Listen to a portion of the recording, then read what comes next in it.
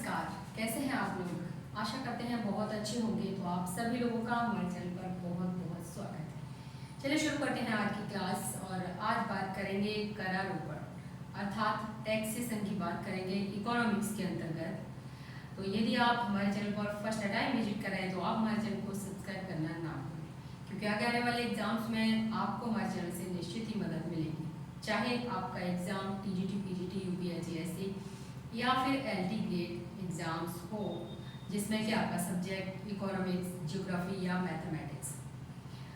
अब बात करते हैं करारोपण की। जैसा कि हमने राजकोषीय नीति के अंतर्गत कर के बारे में थोड़ा सा पढ़ा था, अब बात करेंगे यहाँ पर विस्तार से। तो बात आती है कि करारोपण के अंतर्गत कर के बारे में हमने बात की थी यहाँ पर।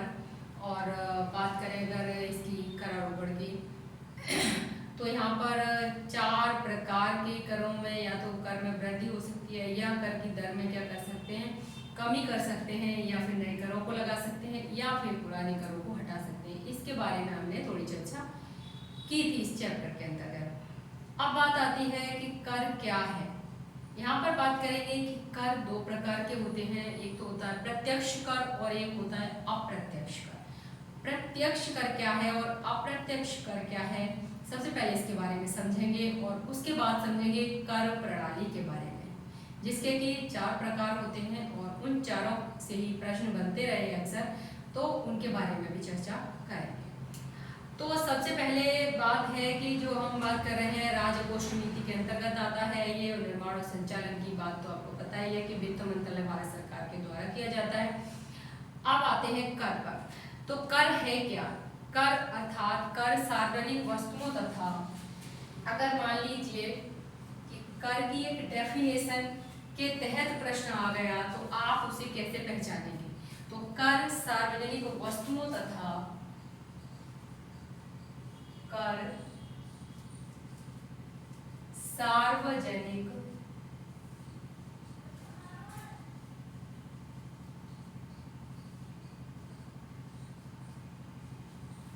कर सार्वजनिक वस्तुओं तथा सेवाओं की पूर्ति के लिए, सेवाओं की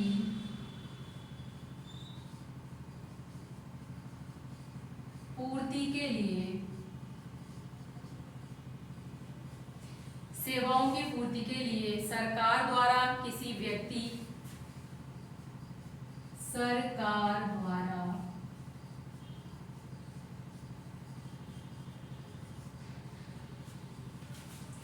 किसी व्यक्ति, कहना चाहिए व्यक्ति पर लगाया जा सकता है, या फिर कंपनी पर लगाया गया, या कंपनी पर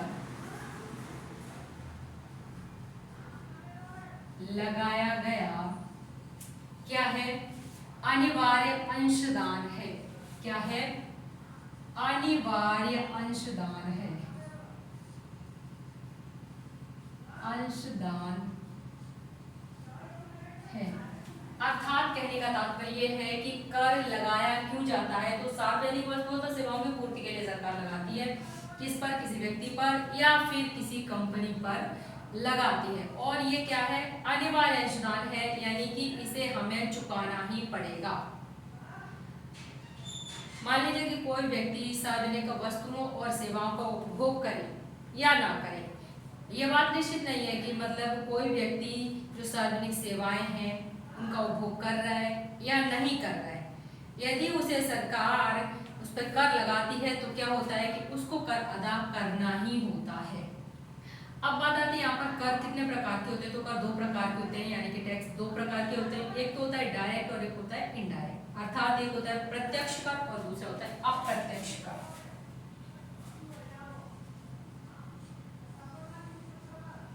ये होता है एक प्रत्यक्ष कर और दूसरा कौन सा होता है, अप्रत्यक्ष कर। इसको हम कहते हैं डायरेक्ट टैक्स और इसको कहते हैं इनडायरेक्ट टैक्स। अब बात आती है कि डायरेक्ट टैक्स क्या है। तो ये समझ लीजिए कि जिस प्रकार कि जिस कर के भार को दूसरों पर टाला ना जा सके। अगर मान लीजिए कि टैक्स मुझ पर लगा है, मेरी जो आमदनी है, मेरी जो आय है, उस पर यदि टैक्स लगाया गया है सरकार के द्वारा, तो वो टैक्स मुझे ही देना पड़ेगा। या फिर जो मेरी संपत्ति है उस पर टैक्स लगाया गया है, तो वो मेरी संपत्ति है तो उसका टैक्स मुझे ही भरना होगा, मुझे ही देना होगा, अर्थात प्रत्यक्ष कर। मैं इस कर को दूसरे पर नहीं डाल सकती। तो ये कौन सा कर है? ये होता है प्रत्यक्ष कर। जिस कर के भार को दूसरों पर, सबसे पहले प्रत्यक्ष कर, जिस कर के भार को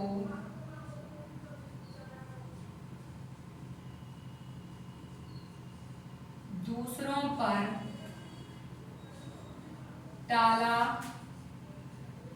न जा सके, जिस कर के भार को दूसरों पर टाला न जा सके या स्थानांतरित ना किया जा सके, या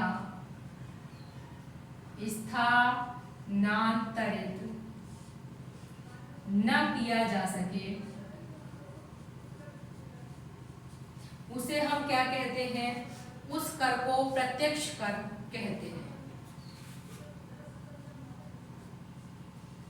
उस कर को प्रत्यक्ष कर कहते हैं। ये हो गया प्रत्यक्ष कर। या फिर प्रत्यक्ष कर में स्थानांतरण या कर विवर्तन की घटना नहीं होती। कहने का तात्पर्य है कि इसमें स्थानांतरण यानी कि एक से दूसरे तक जाने की व्यवस्था नहीं होती, यानी कि टैक्स शिफ्टिंग की व्यवस्था नहीं होती। इसे आप दूसरे पर शिफ्ट नहीं कर सकते हैं। अर्थात सरकार जिस पर कर लगाती है, अंतिम रूप से कर उसी को देना होता है, उसी को चुकाना होता है। कर विवर्तन क्या है? तो कर के भार को दूसरों पर टालने की प्रक्रिया को ही हम क्या कहते हैं? कर विवर्तन कहते हैं। कभी कभी क्या है कि कर विवर्तन क्या है, या फिर डेफिनेशन दे दी जाएगी कि इसको क्या कहते हैं, इसका जो एक शब्द है वो क्या है। तो ये है कर विवर्तन, यानी कि कर के भार को दूसरों पर टालने की प्रक्रिया को हम कर विवर्तन कहते हैं। अब बात आती है जैसे कि आय कर है। अब मान लीजिए वही बात जो मैंने अभी आपको बताई कि जो इनकम पे लगाया गया है टैक्स, व्यक्तियों की आय पर लगाया गया, तो व्यक्तियों की आय पर लगाया जाता है। निगम कर की बात करें तो कंपनियों की आय पर लगाया जाता है, जो कि उनको ही चुकाना होता है। अब बात आती है अप्रत्यक्ष कर की। तो अप्रत्यक्ष कर क्या है? अर्थात इनडायरेक्ट टैक्स की बात कर रहे हैं। जिस कर के भार को, जिस कर के भार को, इसको क्या कर सकते हैं हम? दूसरों पर टाल सकते हैं। जिस कर के भार को अंशतः या पूर्णतः,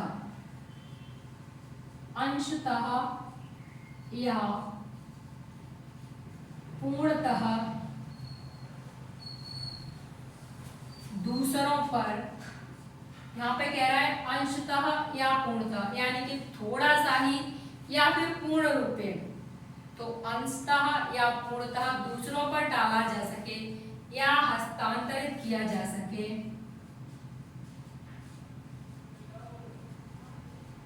या हस्तांतरित किया जा सके,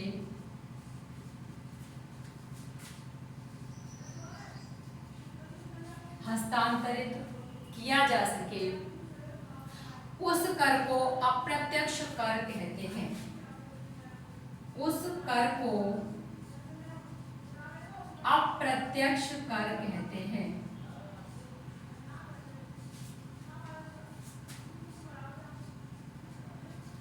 हैं। अब बात आती है यहाँ पर, अर्थात कहने का तात्पर्य है कि जिस कर में कर विवर्तन की घटना हो, है ना, उसमें क्या था? कर विवर्तन की घटना नहीं हो सकती प्रत्यक्ष कर में। और अप्रत्यक्ष यानी कि इनडायरेक्ट टैक्स में कर विवर्तन की घटना हो सकती है, इसे हम अप्रत्यक्ष या इनडायरेक्ट कर कहते हैं। अब बात आती है कि जो इनडायरेक्ट टैक्स है इसका अंतिम भाग उपभोग जो अंतिम भार है वो किस पर पड़ता है? उपभोक्ता पर पड़ता है। अब यहाँ पर कराघात और करापात दो शब्द हैं, यही है आपका अप्रत्यक्ष कर। तो यहाँ पर कराघात है एक और एक है करापात। अब बात करते हैं हम सबसे पहले कराघात क्या है। तो कर का प्राथमिक भार या बोझ या कहें तात्कालिक भार कहें तो वो क्या होता है? कराघात होता है। और करापात क्या होता है? तो कर का अंतिम बोझ। पहले क्या है? कर का प्राथमिक भार बोझ कुछ कहें तो वो है आपका कराघात। वही करापात की बात करें तो कर का अंतिम बोझ या भार होता है उसे अब कहते हैं करापात। मान लीजिए कि जैसे कि गवर्नमेंट ने क्या किया कि किसी कंपनी पर 10% टैक्स भरने को बोला। अब मान लीजिए वो कंपनी क्या करती है कि अपने उपभोक्ताओं पर जो भी सामान बनाती है, जो भी सामान बनाएगी तो उसका जो मैन रैपर होगा उस पर लिखा होगा कि टैक्स प्लस MRP, इस तरह से लिख दिया जाता है। तो उसमें क्या होता है कि उसमें ही टैक्स भी मिक्स होता है कंपनी के द्वारा, जो कि कंपनी किससे ले रही है? उपभोक्ताओं से ले रही है। तो उसको कहते हैं हम अप्रत्यक्ष कर, यानी कि प्रत्यक्ष रूप से नहीं, अप्रत्यक्ष रूप से कंपनी क्या कर रही है? उपभोक्ताओं से ले रही है और तब वो गवर्नमेंट को टैक्स पे कर रही है। तो इस प्रकार से जो टैक्स है वो होता है इनडायरेक्ट टैक्स। अब यहाँ पर कुछ इंपॉर्टेंट पॉइंट हैं, उनको नोट कर लीजिए।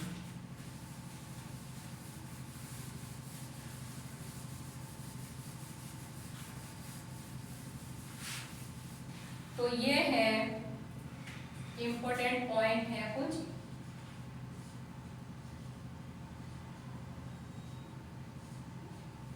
नंबर 1 कि जिस कर में कराघात और करापात, जिस कर में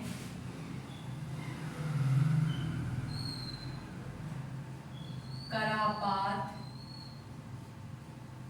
और कराघात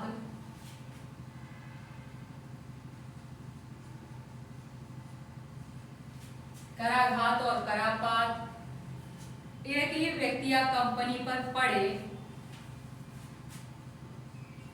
एक ही व्यक्ति या कंपनी पर पड़े उसे प्रत्यक्ष कर कहते हैं। कहने का तात्पर्य यहाँ पर आपका कराघात और करापात दोनों किस पर पड़ रहे हैं? एक ही व्यक्ति या कंपनी पर पड़ रहे हैं, इसलिए उसे हम क्या कहते हैं? प्रत्यक्ष कर कहते हैं। अब वही दूसरी बात समझिए कि जिस कर में कराघात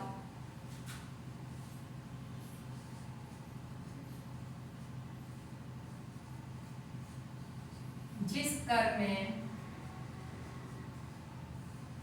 कराघात एक व्यक्ति या कंपनी पर, किंतु एक व्यक्ति या कंपनी पर, किंतु ये कराघात की बात हो गई कि एक व्यक्ति या कंपनी पर पड़ रहा है, लेकिन किंतु करापात किसी अन्य पर पड़े तो उसे, किंतु करापात किसी अन्य पर पड़े तो उसे इनडायरेक्ट टैक्स कहते हैं। क्या कहते हैं? इनडायरेक्ट टैक्स कहते हैं। तो यहाँ पर बिल्कुल बात क्लियर है कि यहाँ पर कराघात और करापात एक पर ही पड़ता है, उसे प्रत्यक्ष कराघात अलग और करापात किसी दूसरे पर पड़ रहा है तो ये क्या होता है? अप्रत्यक्ष कर होता है। तो यहाँ पर दोनों ही बातें क्लियर हो गई। तो ये तो हो गया आपका प्रत्यक्ष और अप्रत्यक्ष कर। प्रत्यक्ष कर के मामले में जो सरकार है और जो करदाता है उनके बीच में प्रत्यक्ष संबंध होता है। प्रत्यक्ष कर के मामले में सरकार और करदाता के बीच में प्रत्यक्ष संबंध होता है, क्योंकि वो दो लोग ही हैं, जिस पर पड़ रहा है कर वही देगा।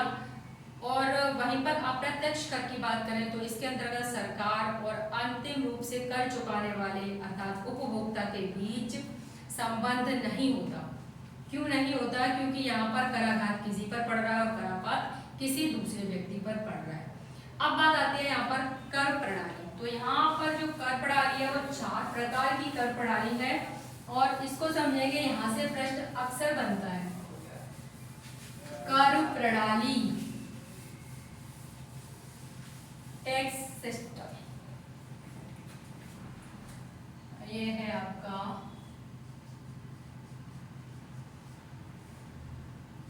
कर प्रणाली। यहाँ पर कर प्रणाली के अंतर्गत 4 प्रकार हैं। पहला है आनुपातिक, दूसरा है प्रगतिशील, तीसरा है प्रतिगामी और चौथा है अधोगामी। तो सबसे पहले कितने हैं इसके? 4 प्रकार हैं। आनुपातिक,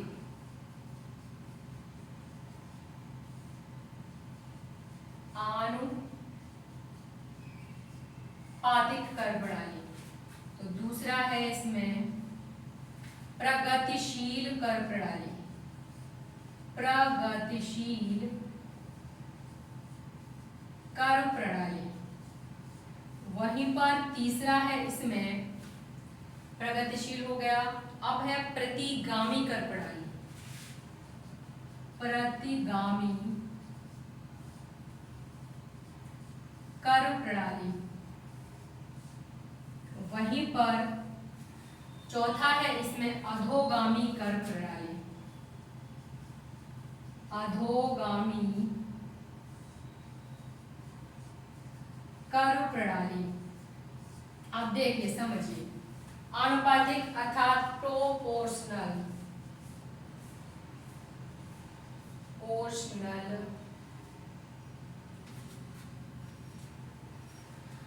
प्रोपोर्शनल टैक्स सिस्टम पूरा लिख दो। दूसरा है प्रगतिशील अर्थात प्रोग्रेसिव। कौन सा है? प्रोग्रेसिव।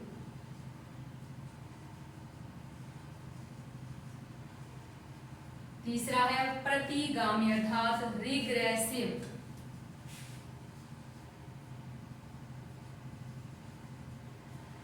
रिग्रेसिव। और नेक्स्ट है आपका डिग्रेसिव। कौन सा है?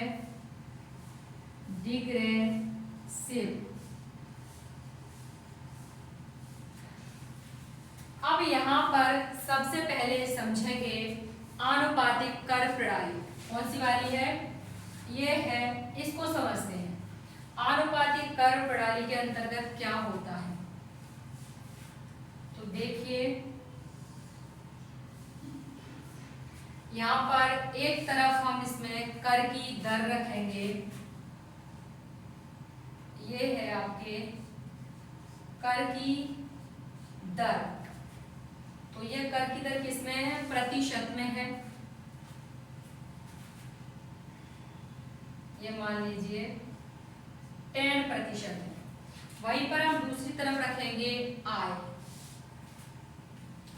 जो कर का आधार है वो क्या है? आय। इधर हमने आय रखा, ये बाय 1, बाय 2, बाय 3। अब हम बात करेंगे, सबसे पहले हमारी जो आय है वो ये है और जो दर है ये देखिए। अब यहाँ पर आप एक बात देख रहे होंगे कि जब हमारी आय बाय 1 है तब भी हमारी जो दर है वो कितनी है? 10%। और बाय 2 हो गई, यानी कि हमारी आमदनी बढ़ गई हमारी आय, फिर भी कर की दर कितनी है? 10%। अगर बाय 3 यानी कि और बढ़ गई हमारी आय, लेकिन फिर भी कर की दर कितनी है, 10% ही है। अर्थात इसके अंतर्गत क्या होता है, ये ऐसी कर प्रणाली है जिसमें आय में वृद्धि के साथ साथ कर की दर में कोई परिवर्तन नहीं होता है। जैसा कि आप देख रहे हैं, ऐसी कर प्रणाली कैसी है ये, ऐसी कर प्रणाली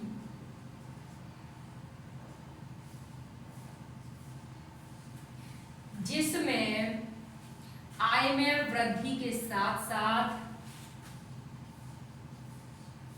आय में वृद्धि के साथ साथ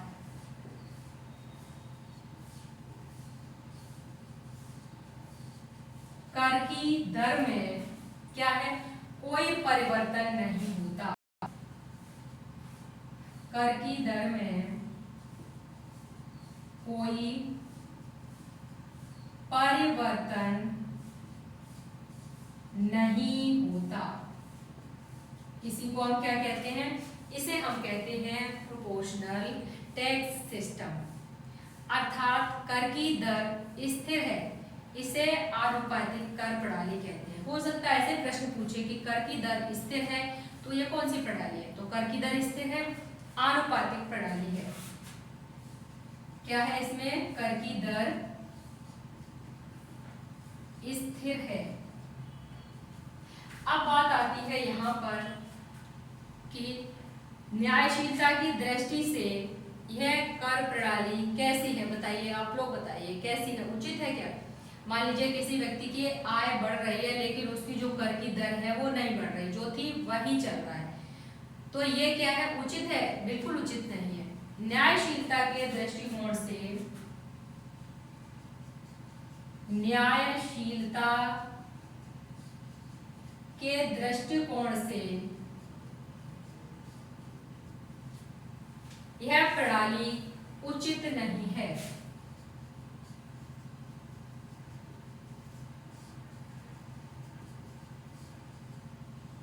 उचित नहीं है। वहीं पर अर्थात इस प्रणाली में कर का बोझ गरीबों पर अधिक पड़ता है। इस कर प्रणाली में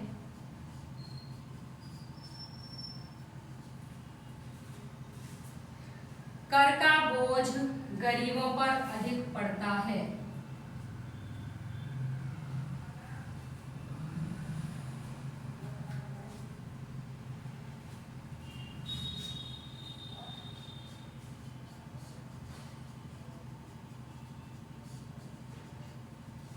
अधिक पड़ता है। प्रश्न यहां से भी बन सकता है, ये वाली भी आप लाइन नोट कर लेंगे।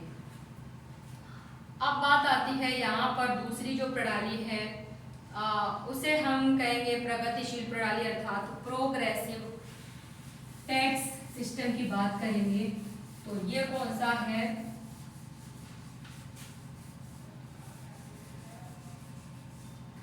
ये है आपका सेकंड नंबर है जो ये। अब इसको कैसे दर्शाएंगे, तो इसमें होता क्या है, प्रगतिशील, अर्थात इसमें प्रगति हो रही है, क्योंकि इसमें प्रगति हो रही है कि जैसे जैसे आपकी आय बढ़ेगी वैसे वैसे आपका जो टैक्स है वो भी बढ़ता जाएगा। तो इसे कहते हैं प्रोग्रेसिव टैक्स सिस्टम। ये देखिए नीचे हम यहाँ पर भी क्या लिखेंगे, बाय 1 बाय 2 बाय 3, यानी कि हमारी जो आय है उसकी बात कर रहे हैं। अब मान लीजिए कि टैक्स क्या है, जो दर है 10% है, 10 से फिर बढ़ गई, फिर कितनी हो गई, 20 हो गई, इधर 30 हो गई, ये 10 है, ये 20 है, ये 30 है। तो ये हुआ कैसे, तो यहाँ पर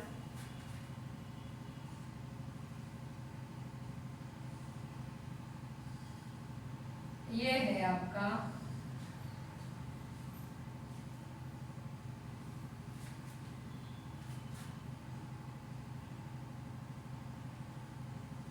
ये है बढ़ता जा रहा है, यानी कि प्रोग्रेस होती जा रही है टैक्स में। जैसे जैसे हमारी आय में प्रोग्रेस हो रही है वैसे वैसे टैक्स की दर में भी प्रोग्रेस हो रही है। जब हमारी आय कितनी थी 1 है, तब क्या है टैक्स की दर 10%, और 2 हो गई तो 20%, 3 हो गई तो 30%। तो इस प्रकार से 30%, 10, 20, 30% ऐसे करके बढ़ती जा रही है। अर्थात ये क्या है, ये आय है और ये है कर की दर। अब इसमें जो भी लिखने का सिस्टम है वो है, जिस कर प्रणाली में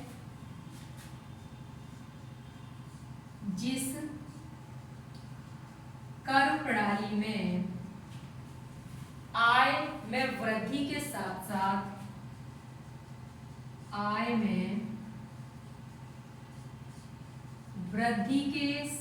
साथ क्या हो रहा है, कर की दर में भी वृद्धि होती जाए, कर की दर में भी वृद्धि होती जाए तो उसे प्रगतिशील कर प्रणाली कहते हैं। उसे प्रगतिशील कर प्रणाली कहते हैं। वहीं पर न्यायशीलता के नजरिए से अगर देखें तो यह कर प्रणाली उचित है। न्यायशीलता के नजरिए से यह कर प्रणाली कैसी है, उचित है, अर्थात ठीक है ये कर प्रणाली।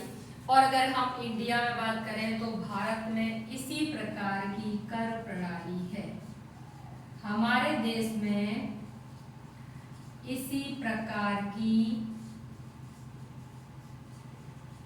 कर प्रणाली है। कैसी कर प्रणाली है, तो प्रगतिशील कर प्रणाली है।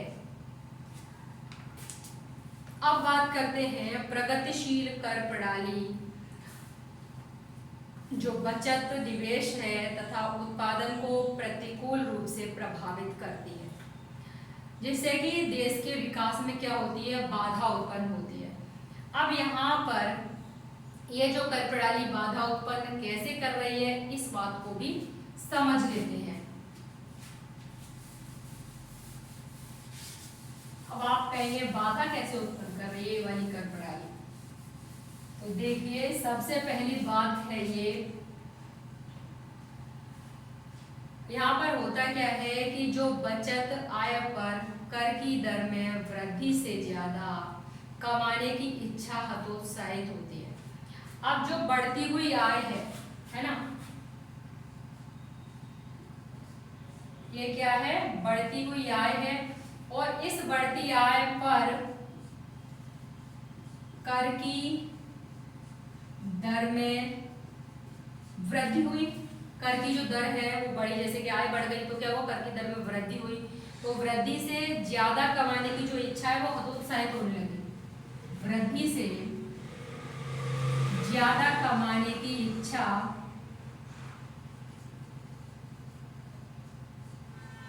हतोत्साहित होने लगी।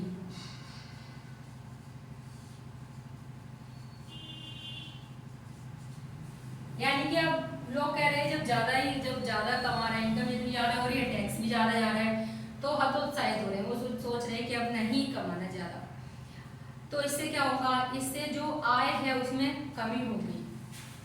क्या होगा, इससे आय में कमी हुई। अब यहाँ पर जब आय में कमी होगी तो क्या होगा, बचत में कमी होगी।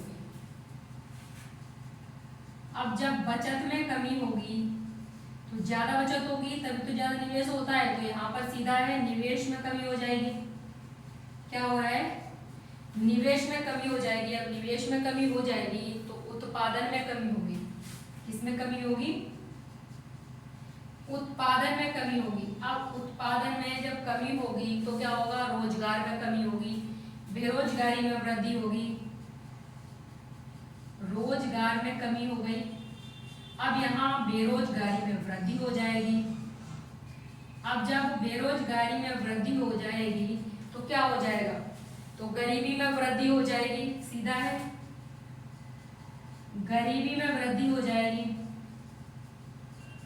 अब वहीं पर अगर एक बात और है, उत्पादन में जब कमी हो रही है तो क्या हो जाएगा, जो जीडीपी ग्रोथ है उसमें क्या हो जाएगा, कमी हो जाएगी। उत्पादन में कमी हो रही है ना, तो जीडीपी में कमी हो जाएगी।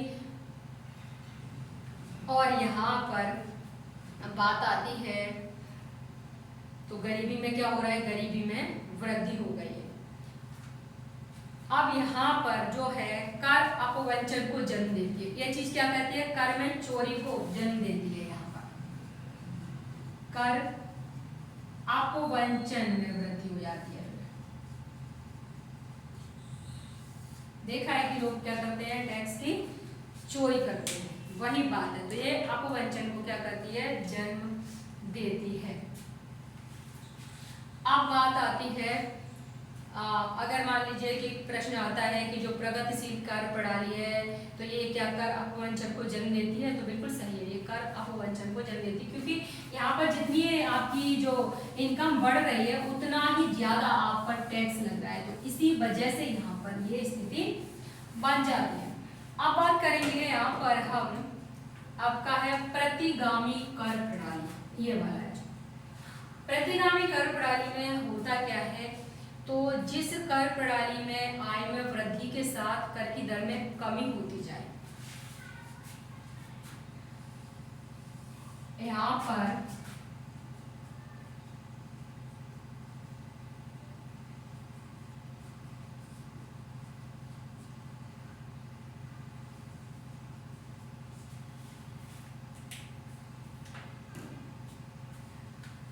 सबसे पहली बात आती है यहाँ पर, जैसे कि आपके ये आप 10%, ये है 20% और ये है 30%। ये क्या है, ये हमारी आय है ना। कर का आधार क्या है, आय। अब यहाँ पर जब 30% है जो कर, तब क्या है, जो हमारी आय है क्या है, हमारी आय कम है। तो यहाँ उल्टा हो रहा है, जो कम आय है ना हमारी बाय 1 है, तो जो कर की दर थी वो कितनी है, 30%। अब क्या हुआ कि हमारी आय कम हो गई, सॉरी हमारी आय बढ़ गई, तो यहाँ पर ये हो गया।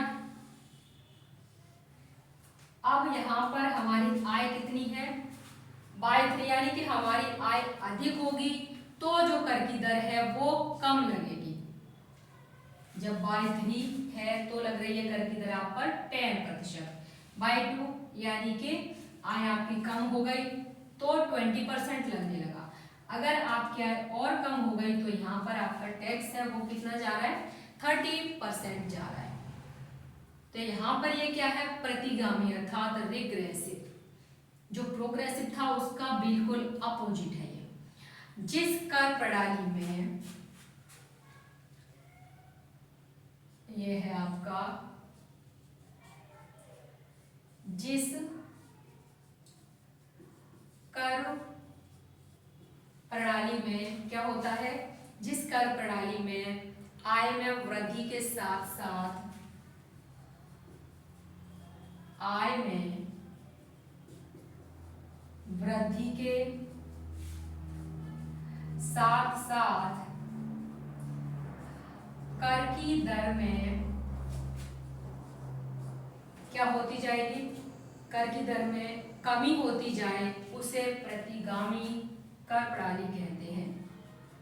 कमी होती जाए उसे प्रतिगामी कर प्रणाली कहते हैं।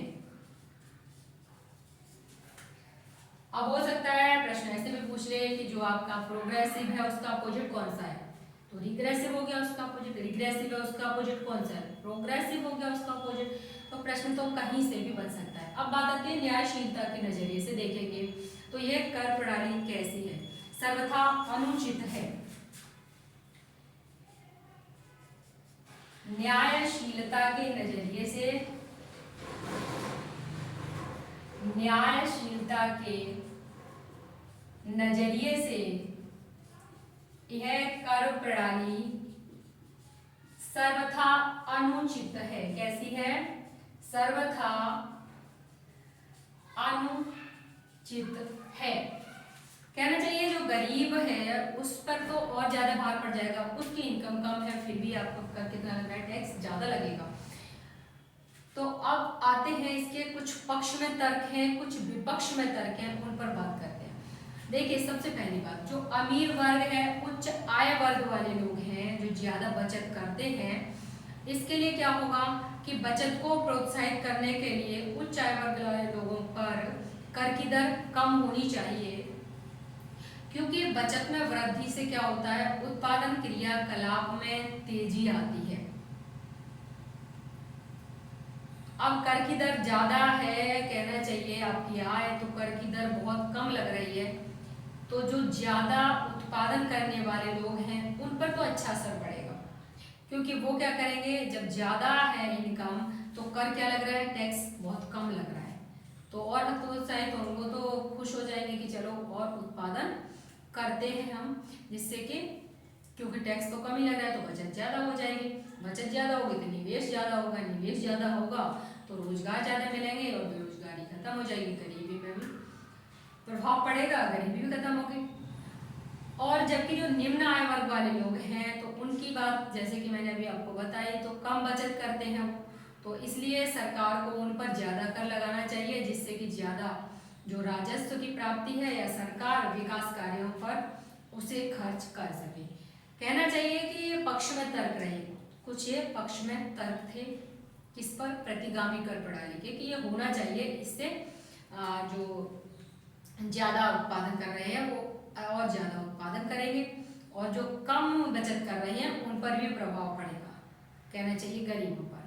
अब आती है विपक्ष में तर्क, तो विपक्ष में देखिए सामाजिक नजरिए से अगर हम देखें और न्यायशीलता के नजरिए से भी अगर हम देखेंगे तो अमीर या उच्च आय वर्ग वाले जो लोग हैं उन पर कर की दर कम, और निम्न आय वर्ग वाले या गरीब लोग हैं तो उन पर कर की दर ज्यादा हो, ये बिल्कुल भी गलत है, यानी कि पूरी तरह से क्या है, गलत है, ठीक नहीं है। अब बात आती है एक अधोगामी प्रणाली और रह गई है, उस पर भी चर्चा कर रहे हैं। तो अधोगामी कर प्रणाली है, उसमें क्या होता है, इसमें दो सिस्टम काम करते हैं वो भी एक साथ। अधोगामी कर प्रणाली में ये है आपकी अधोगामी कर प्रणाली, इसमें दो सिस्टम एक साथ कार्य करते हैं। सबसे पहला कौन सा होता है, तो सबसे पहले प्रगतिशील सिस्टम काम करता है इसमें। अभी आपको मैंने बताया था प्रगतिशील कर प्रणाली का, जैसे कि ये है कर का आधार क्या है, तो ये है आपका इनकम है, इधर आपकी कर की दर है,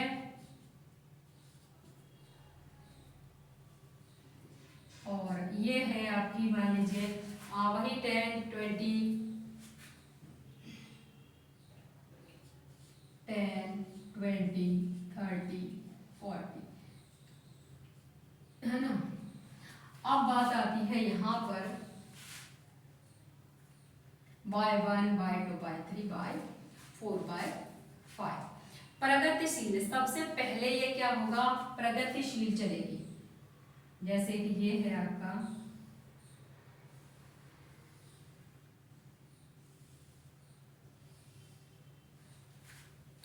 यहां पर क्या हुआ, ये प्रगतिशील है, उसके बाद क्या है, आनुपातिक आ जाती है, ये यहां पर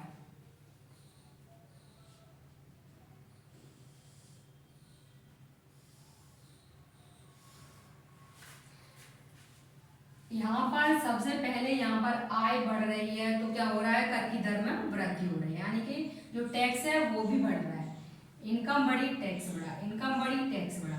लेकिन यहाँ आगे जाके क्या हुआ, इनकम तो बढ़ी लेकिन टैक्स नहीं बढ़ा, फिर इनकम बढ़ी लेकिन टैक्स नहीं बढ़ा, 30% था तो वहीं के वहीं रुक गया। तो ये आपकी कौन सी है, प्रगतिशील प्लस आनुपातिक भी कह सकते हैं, इसे क्या कहेंगे, प्रगतिशील प्लस आनुपातिक। तो एक प्रश्न तो आपका यहीं से बन गया, प्रगतिशील और आनुपातिक दोनों के लक्षण कौन सी प्रणाली में दिखाई दे रहे हैं, अधोगामी प्रणाली में दिखाई दे रहे हैं, डिग्रेसिव टैक्स सिस्टम में दिखाई दे रहे हैं। और फिर बात आती है यहाँ पर विश्व के लगभग सभी देशों में किस प्रकार की प्रणाली है, तो विश्व के लगभग सभी देशों में, विश्व के लगभग सभी देशों में अधोगामी कर प्रणाली है। अब यहीं पर ऐसी कर प्रणाली जो कि एक निश्चित बिंदु तक, ऐसी कर प्रणाली जो कि एक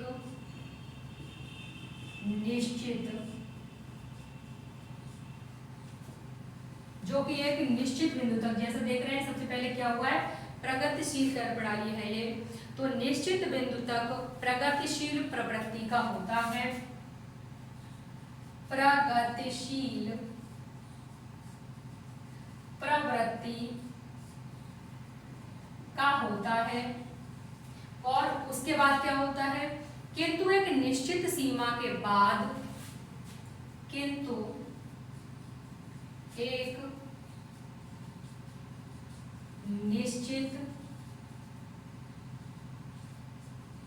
निश्चित सीमा के बाद आनुपातिक कैसा हो जाता है, एक निश्चित सीमा के बाद आनुपातिक प्रवृत्ति का हो जाता है, आनुपातिक प्रवृत्ति का हो जाता है, उसे हम अधोगामी कर प्रणाली कहते हैं। कैसी प्रणाली कहते हैं, अधोगामी कर प्रणाली कहते हैं। अब बात आती है कि भारत में, तो भारत में प्रत्यक्ष कर को प्रगतिशील प्रवृत्ति का माना जाता है। यहाँ पर कुछ पॉइंट है भारत के संदर्भ में,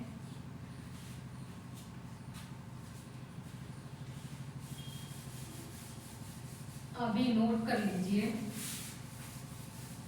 यहाँ पर 2 पॉइंट हैं, उनको और नोट करेंगे। भारत में प्रत्यक्ष कर को, भारत में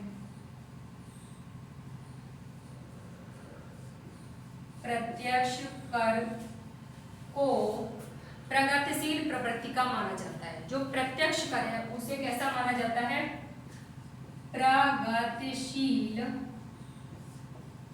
प्रवृत्ति का माना जाता है।